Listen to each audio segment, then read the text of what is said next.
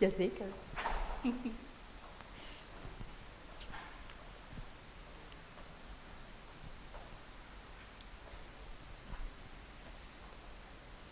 So, I hope everyone had the time to take their break. Pee-pee pause if necessary, huh? It's a long day.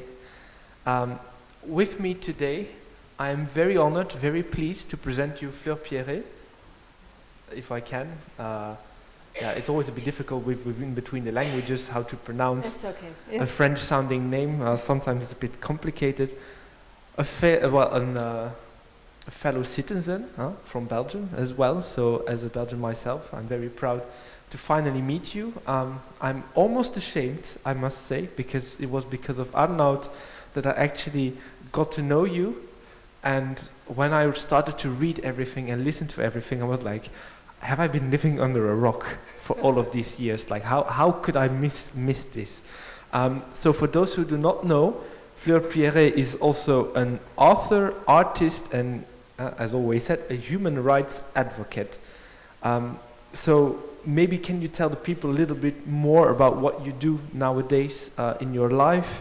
And then after also a bit like, what do you do as an activist nowadays? Yes, so hi everybody. Full house.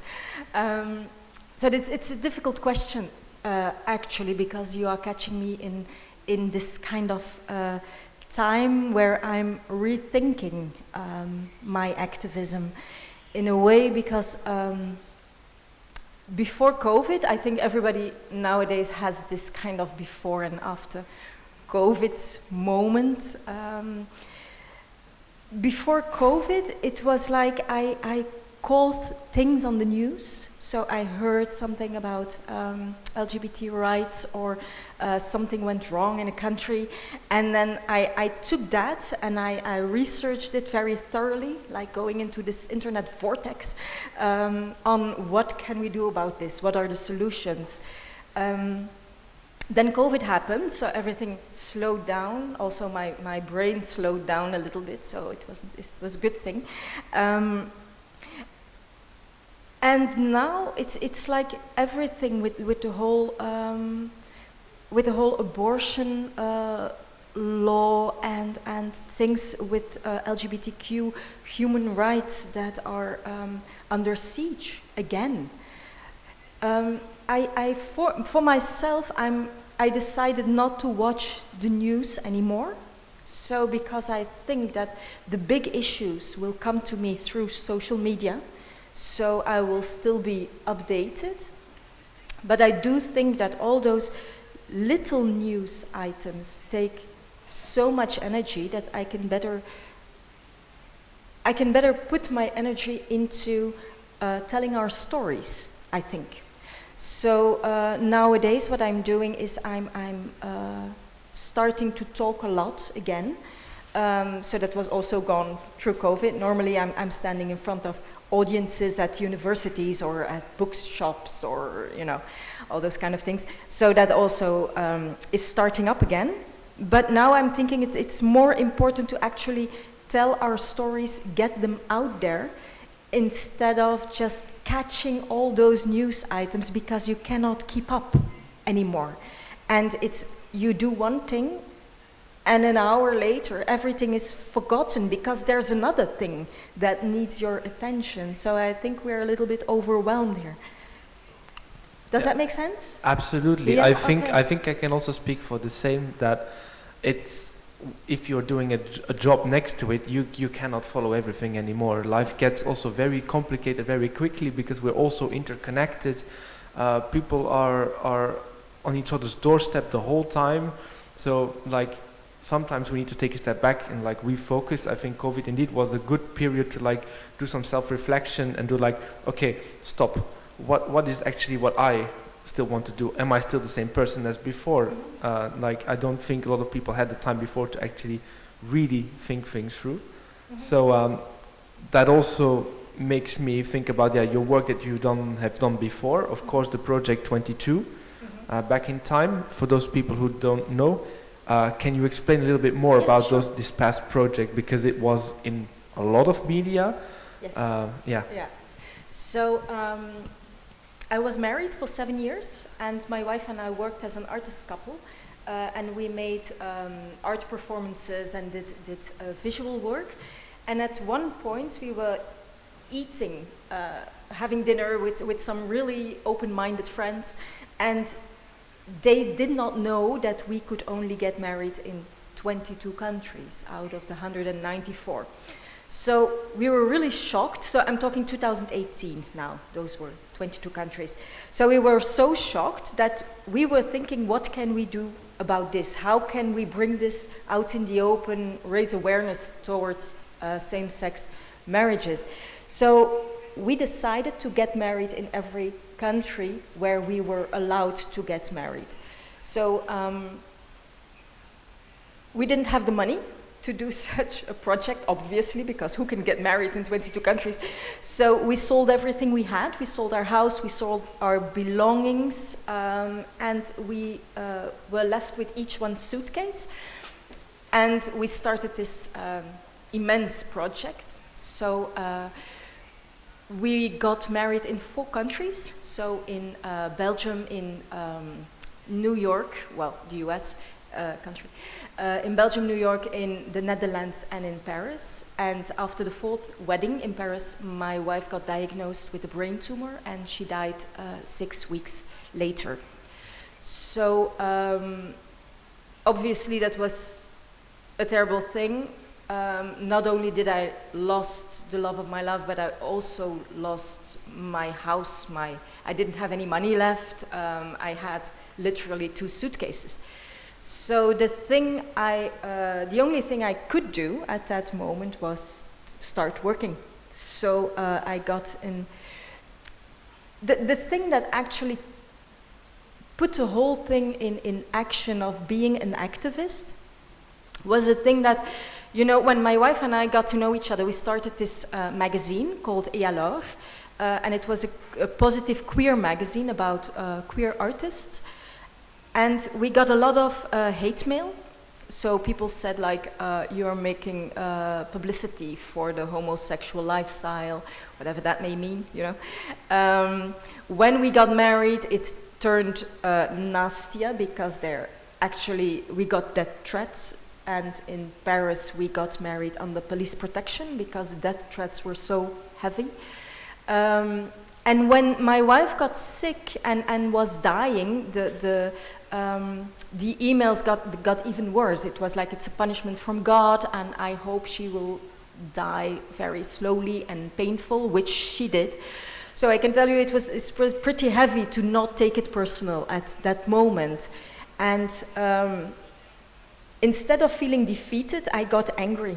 So it was kind of that anger, long story short, kind of that anger that actually made me into a much more fiercer activist because I had nothing left to lose. Yeah, but like a positive anger, like less, well, if I may interpret, because you also wrote multiple, 2 children books, and there's also a story on your book as well. And I really liked how you also said in a past interview that this was a way for you to like finish a story. The project, yes. Well, I was in New York actually, and it was such a weird story because I was in an art gallery, and there was this guy, and he came to me and he said, "Are you Fleur Pierets?" And I said, "In New York, you know." And he was working for MoMA, so the Museum of Modern Art, and they had this this paperclip map, and an interview of my wife and I was in there. It was an interview from the Huffington Post, and it was in that among those clippings, and on the map there was "to do something with" was on that map. So when he saw me, he said, "Oh, you're in our "to do something with" map, so can we talk?" So we talked. And at that moment, MoMA was working on a series of children's books about diversity. So these books are about 2 women, Fleur and Julian, one with red hair, one without hair, who are going to get married in every country where it was possible. And at that time, so the last book came out in November 2021, so there are 28 countries instead of 22 when we started out. Indeed, and as I already discussed before, like I really want to include these as well in our library here in Luxembourg for other people to read the story if they haven't heard of it already. I'm so very happy with that. Thank you. If you would be so nice to also sign them afterwards, yes. that would be an absolute honor. But now, of course, let's focus a bit on what you, on where the story ended with you becoming angry. Mm-hmm. Like, I can imagine that well, it's a very strong emotion, huh, to be angry.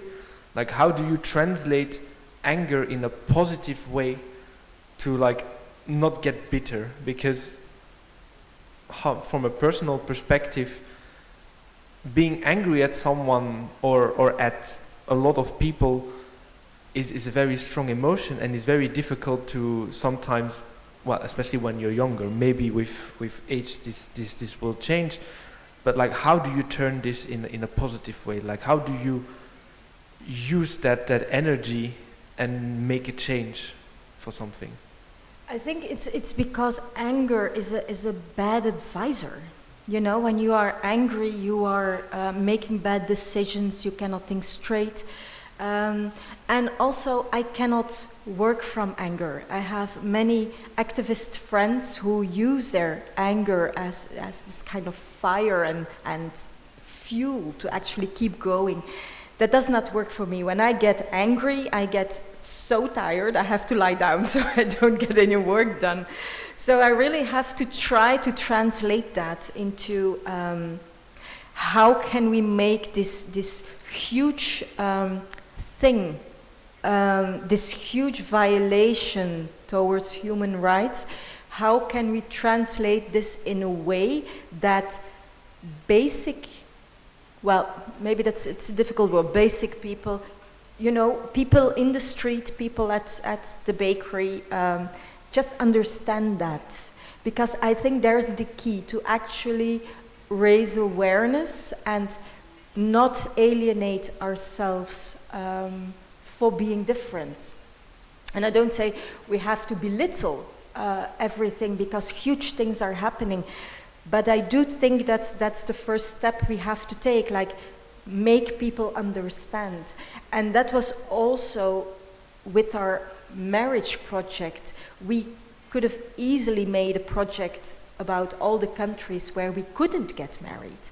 But that for us would be a very negative project. So instead we kind of celebrated the countries where we were allowed to do so. But of course, meanwhile, we were pointing out the other countries where it wasn't. Yeah, indirectly. Yeah. Also, like, if you then focus on activism itself, like, I think from my point, for example, I'm 28 years old. When I grew up in Belgium, of course, with the family, it was a bit of a struggle, like with the coming out and etc. But I didn't really receive a lot of critics. So as a white gay man, I had a lot of privileges if I compare it to other stories and other struggles. But like activism, today maybe it's a bit different, because I see a lot of young people getting active because of social media as well. A lot of like mouthy, they want to verbalize their frustrations, their anger, and also their positivity to make a change. But like, if I compare this with like Stonewall and what happened right after that, today seems a bit like a minor version of it. I have a bit of a feeling that the big vibe for change has changed. Maybe different, maybe not worse, but it's different. That's at least my feeling. Like, what do you think? Two things. I think Stonewall was only big in retrospect. You know, I think the moment they threw that first rock, they also thought like, we're this little bar in New York and there wasn't any internet also at the time. Who would notice, you know? So it was only afterwards that turned out to be a huge tipping point in history. Same things are happening now, and again, within 10 years, within 20 years, we will see what we did nowadays. But I think we have to be careful. Careful is also a difficult word. We have to be careful on what we focus nowadays, because the identity politics is so so extreme that we are losing sight of the bigger picture. You know, in the beginning, when my awareness about human rights came, I was solely focusing on LGBTQ human rights, because that was what I knew, that was what I was doing. I was part of a world where children committed suicide because of their sexual orientation, people losing their jobs, losing their houses. So as a lesbian, I was kind of part of that world, so I had to do something with it. But along the way, I really realized that, of course, that's intersectional, you know? If you're an activist, you have to talk about LGBTQ rights, but also about racism, about women, about ageism, about everything. Everything is such a big melting pot nowadays. It's a big melting pot, but that also makes it very not easy. Yeah, maybe, I don't know. If it makes it easier.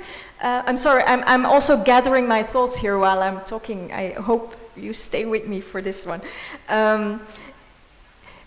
It's kind of, you cannot focus on the little things, because, you know, Fannie Lou Hamer, the human rights activist, said it, we are not free until everybody is free. Mm-hmm. And I do keep that very, very much in my heart.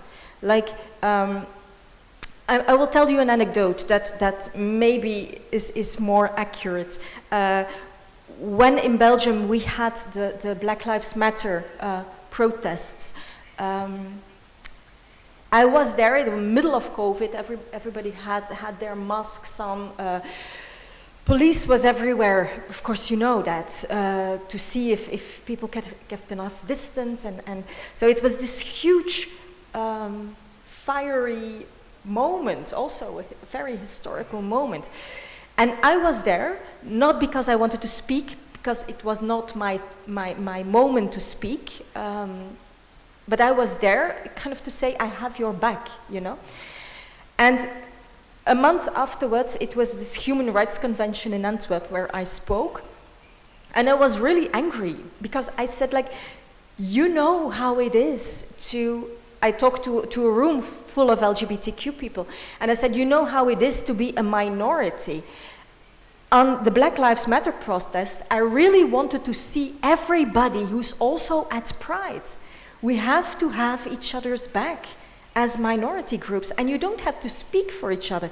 You have to be there. You have to say, if you need something, I'm here, because it's so necessary to be heard. And that's intersectionality. It's a sickness of today in a way that people within communities are getting discriminative towards each other. Like with a lot of, like in the gay community itself, for example, twinks, bears, like really separating also with women. A recent statement I heard that, for example, trans women are not considered as being a woman. So, terrible thing. And some famous people making very poorly formulated remarks that really hurts the whole community, and people getting lost as well, because suddenly they are again marginalized and set aside from the community. Yeah, as you said before, like keeping things simple for people to understand. That's why I really like the idea of the rainbow flag, because it is simple in a sense. But now with the progress flag coming up, there is like this discussion, do we all need to change now towards a new one? Yes, no. I mean, for me personally, I like the idea of a flag being able to change, because we are, as a human race, also changing. We have very transformative times also. Yeah. True. So, it's a difficult question, but what do you think? I actually don't have any opinion about the flag. I actually don't know what I think about it. I don't. I think it's such a very difficult discussion. It's also the thing with the LGBTQIA+ now. At one point, it is so beautiful, you know? We are so scared to leave anybody behind that they keep on coming letters with it. But people and get we're lost. alienating ourselves But from people are everybody getting else. lost. Like Yeah, I saw completely. the longest one, or for this month, we also did a special campaign, like explaining a lot of different flags. The one that, for example, a lot of people don't know, like androgenism, etc. It gets a bit difficult to follow still everything. Like also with schools and people, some people, whenever you try to talk, they mean like, oh no, don't go into detail, it's too complicated for me. Like if you are now going forward with your activism to really get to the people, how will you keep things then simple? I use the word queer, which is not accurate, because queer is, well, it's accurate for me personal, but since I'm not working on a identity-focused level, I try to say queer for the whole umbrella. I also agree, but Yes. queer in English was normally a faggot. Like, Yeah, but we kind of reclaimed it. True. Also, so I think it's okay. But then again, queer stands for the 70s activist gay people, you know. So it's kind of, it's like we would say, let's call everybody lesbian now. So that's like let's call everybody queer now. So that's kind of the same thing, but then queer is a better thing, I think. It's you know, the acronym is interesting because minority voices sound louder when they are all combined, but we are too different. True. And instead of focusing on the larger problems, we are starting to fight amongst each other because we are like pushed into this alphabet soup altogether, and we don't have enough space. We don't have enough room to wiggle, you know. Absolutely. And it's, yeah. So I do think we have to make this pledge towards each other that we try not to look too much at ourselves, you know. If I would work from a place where I'm a lesbian and I'm going to change everything that is wrong with lesbianism and with how people are looking at lesbians, you know. You'll never finish. Why? You know, you have to look at the bigger picture. It's a frustrating position also to work from, because if you only stand in the opposition Yes. the whole time, you will tire yourself out. You will never see the beauty of like True. the people behind. Yeah. And everybody at the moment is in the opposition. Everybody is angry at each other, at the world, and rightly so, you know.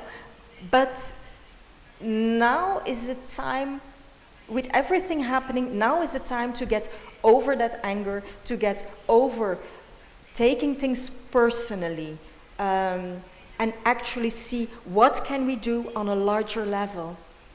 So how do we encourage people? Like, you may not know Luxembourg as well yet. I don't. Yeah. Like, as of course of Belgium, like Luxembourg was like the small stop when for gasoline or whatever. When Cigarettes. You are, or cigarettes if you are a smoker. But like Luxembourg is a very weird melting pot, I find, as an outsider living here for 4 years, of which 2 years now COVID. Luxembourgers are very particular. Okay, do tell. It's, from my experience, at least I see already some faces, very warm people once you get to know them, but they have a bit the same problem as us Belgians, in the sense that Dutch, apart from the Netherlands, is not a real language outside. So, you know, we always adapt, and Luxembourgers are a bit the same. It's always like you always have to adapt to other people. But because they are a bit in between a lot of bigger cities, and Luxembourg City is not as big, I mean, compared to even our bigger cities in Belgium, it is not as big. Like in 30 minutes you get through the capital and that's it. For walking. But like, I don't want to call them lazy, but it's like a bit of a consumer habit. So for example, the menu needs to be there, like, so I can serve myself. And it's a bit the same feeling when it comes to activism. Like, you will see on Saturday and maybe on Sunday a lot of people coming for Pride to show themselves. But then for the rest of the year, you don't hear them, you don't see them, they are completely invisible. The pinkwashing thing. Yeah, I have a bit of a feeling that people have gotten lazy. Like, how do I gently kick them a bit under their butt and say, like, look, people, get with your community. COVID has had a big impact on activism. You cannot do online discussions because one person talks at a time, you lose the group feeling. Like, what do we do now? COVID is over, let's call it hopefully like that, but like, how do we get from here? I think I think we need to stop, well, like I said, we need to stop working from a place where it's personal, because a lot of people will start yelling because of that, but also a lot of people will start to get lazy. Like, I don't know where to begin. I do think the place where you do have to get personal is to choose your targets in a way, like if you work in a company and they do the pinkwashing. You know, I don't have anything against companies hanging gay flags during Pride, but they earn a lot of money out of it. So go talk to your boss and say, like, maybe it is nice to actually take a percentage and just put it on the account of... invest in your local community. Of course. And so everybody can do a little thing. Everybody can do something. I don't ask from people to actually stand on every barricade like I do. But you still do. But I still do in a way that you know, I'm kind of finishing my second book now. It will be out in November, and I'm in the phase where I'm like throwing things out, because it's like, come on, you cannot pick every fight. But on the other hand, I do have the feeling I have to pick every fight. So it's kind of difficult to make out what has a place in this book or not. So, but I'm in this phase, so that's kind of what I'm doing. I'm trying to take on every fight and make it intersectional instead of just doing the little things. On the other hand, everybody, like the lazy gay, you're talking about the lazy gay in Luxembourg, you can actually tell him, like, go to your boss or talk to your neighbors, or because there are so many figures also with numbers, like when, that's a stupid example. There has been this huge scientific research thing, and it turned out that if people know one gay person and saying hello, they are 95% more into gay rights, because they know somebody and they figured out, oh, he's not so weird, you know, he's kind of like me. And they don't bite. He doesn't bite, he doesn't take his clothes off, just uninvited, without consent and things like that. So you can do that. As a one person, you can do that. Recently, with my girlfriend, I watched Bowling for Columbine again. I don't know if you saw it. It's a movie. It's a documentary of Michael Moore, and he's talking about gun legislation in the States. And Bowling for Columbine is about the Columbine shootings, the guys who the students who started to shoot there. So there were 2 survivors who, one was in a wheelchair because of that shooting, the other one had bullets in his body all over. And they actually went to Target, so that's the biggest mall in the US, where they just sell bullets behind the counter. So they went to Target, they talked to the directors of Target, they made this whole campaign, 2 guys, and after a few months they took the bullets out of Target. They said, okay, we won't sell bullets anymore. Impressive. You are right. Of course, the cameras might have helped, Michael Moore might have helped, but 2 guys, they did that. It's indeed. That's amazing. You also started alone a magazine with 2 people, which reached very quickly almost 1 million people. 750,000 Are you readers. still doing the magazine today? No, Not no. anymore. Okay. I was doing the writing, and my wife was doing the pictures and the technical things, which I don't know anything about. So. For those who haven't seen the photos, I strongly recommend you. They are really breathtaking and very cleverly done. I mean, as an artist, this is kind of your job as well. To come back on like the company aspect, because pinkwashing for us this year specifically, we get a lot of questions on the topic. Like I find it good because it means that internally, externally, people are becoming aware on the topic. Like there is more movement internally as well. Companies are asking themselves the question like, are we doing pinkwashing? Can we actually do something against this? Like, because on a local level, there are a lot of people who want to push their company, but then sometimes you have companies with a bad international reputation, but then you have on local level people who actually want to do things and are pushing initiatives. Like, how do they push over that edge of like, because you would get discouraged if you were called in the media like a pinkwasher, but you have nothing to do with the decision of the big CEO sitting in the States. Yeah. I think it's a case by case thing. You know, it's just like tokenism. When I got, I spoke, I'm showing off here.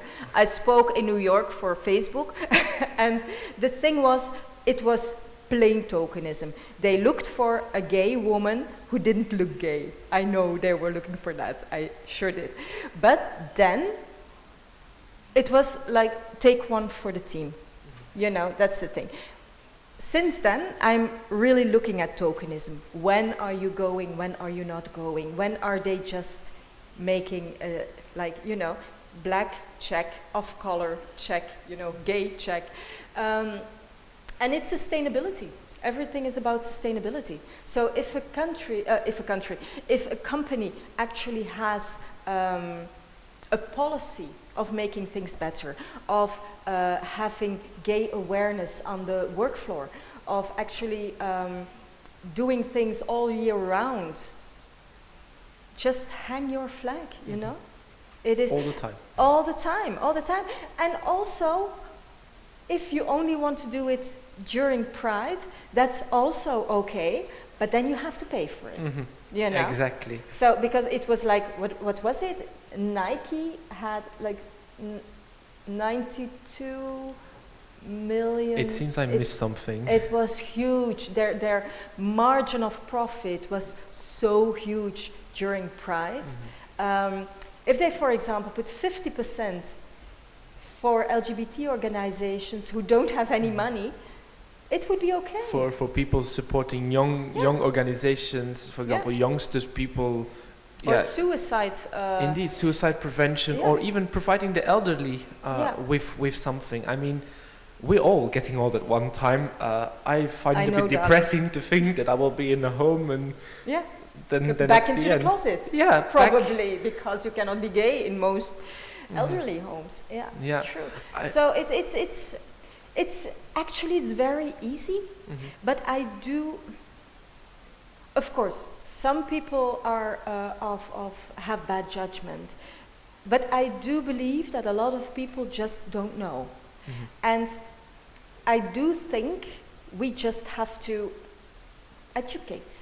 Actually, did you think that making profit out of putting a flag outside might be a little bit meh, and maybe you can put a part of your margin, you know, just ask them. Like, for example, what I'm now also doing, which I find very interesting, I'm working for this company in Belgium, and we are making lists, questionnaires for media.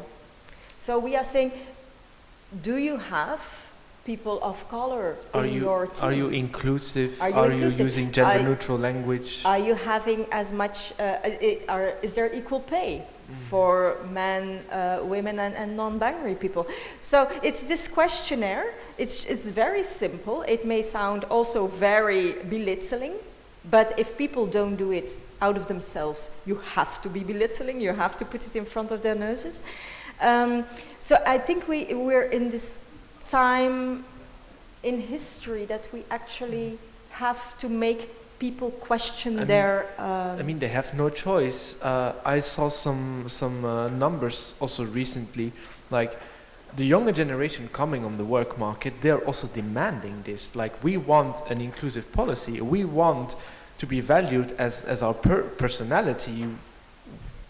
I mean, do also your job there. And yeah, you said about the tokenism, because I would like to pick your brain specifically on that, because it's something that I'm also getting confronted with more recently, more often, especially because of Pride Month, because a lot of people now is like suddenly, oh, we all want to talk to you. The whole year, you don't hear them. But then now it's like, oh yeah, we want you for this, we want you for that. Like, how would you go about that? How would you really, because like some tips and tricks, like for tokenism, how to spot it?